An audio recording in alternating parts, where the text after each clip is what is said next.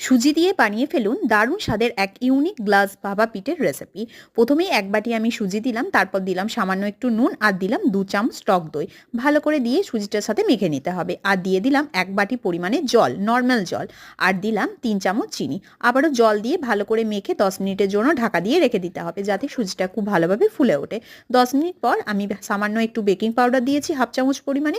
Baking powder দিয়ে আবারও খুব ভালো করে ফেটিয়ে নিচ্ছি।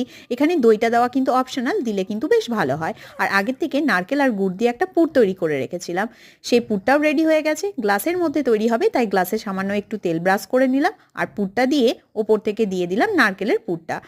এখন 10 মিনিটের জন্য ঢেকে রাখতে হবে। 10 মিনিট পরেই কিন্তু তৈরি হয়ে যাবে দারুণ স্বাদের নরম তুলতুলে নতুন ধরনের এক ভাপা পিঠে। কি দেখেই অবাক হচ্ছেন তো? রেসিপিটি ভালো লাগলে একটা লাইক, শেয়ার আর কমেন্ট করতে ভুলবেন না। চ্যানেলটিকে সাবস্ক্রাইব না করা থাকলে ঝটপট চ্যানেলটিকে সাবস্ক্রাইব করে নিন।